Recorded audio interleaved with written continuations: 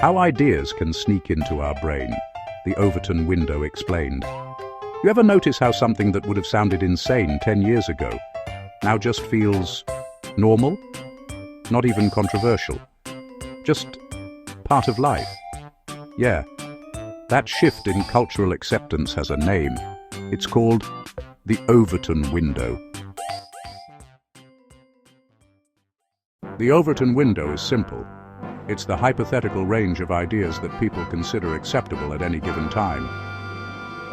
Not what's true, not what's right, just what feels mentionable without raising eyebrows at the water cooler or at a dinner party.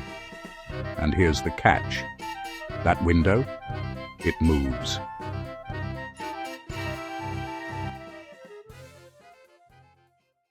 So, what does that mean exactly? Let's take something completely harmless seeming, your phone. If I told someone back in, say, 1984, hey, you know what? Someday you're going to carry around a device that fits in your pocket and, like a Swiss Army knife, can do all kinds of things. Even track your every location, listen to and recognize your voice, store all of your memories, study your habits, and you'll willingly check with it hundreds of times a day. They'd say, what? Get out of here, you are crazy. Absolutely not. That's dystopian. No, freaking way. But now, we panic if we leave that thing at home. So what changed? The technology or the Overton Window?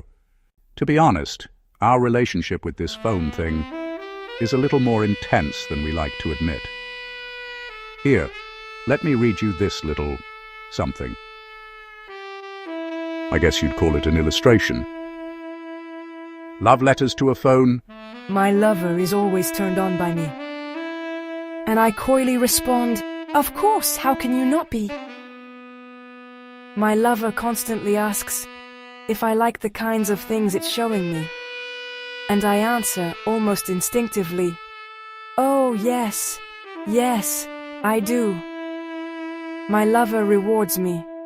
Little hits of pleasure, tiny affirmations, a steady drip of approval. It studies me. It learns me. It anticipates me. It knows my habits better than I do. My lover makes me accepting of deep, loving probes and forces me to uncontrollably accept the continuously degrading improvements in our ever-updating user agreement. And I accept those terms without even knowing exactly what they are, every time. I reach for it before I sleep. I reach for it when I wake. Even when I'm away from it, it's not really away from me. My lover watches, listens, remembers, and somehow I call that normal. That's not just a tech review, that's a relationship. And here's the point. None of that happened overnight. It moved step by step, quite insidiously. At first, well, that's creepy. Then, well, it's useful. Then, well, you know, everybody has one. Then, I can't live without it. Same reality, different position in that constantly moving Overton window. And it's not just phones, it can be anything. Imagine someone suggests we should replace all chairs with giant exercise balls. At first, ridiculous. Then a few articles come out, are chairs destroying your spine? Then your office says, we're exploring alternative seating. And suddenly, you're bouncing in a staff meeting trying to look professional. That's the Overton Window. Not forcing ideas in, just slowly making them feel normal. Here's where it gets interesting. The window doesn't move based on truth. It moves based on exposure. What you see often starts to feel acceptable. What feels acceptable starts to feel right. And what feels right rarely gets questioned. So maybe the better question isn't, what do people believe now? Maybe it's, what would I have thought about this before the window moved? Because if something once felt unthinkable, but now feels obvious, you might not be witnessing truth. You might be witnessing a shift, but you also could be witnessing truth.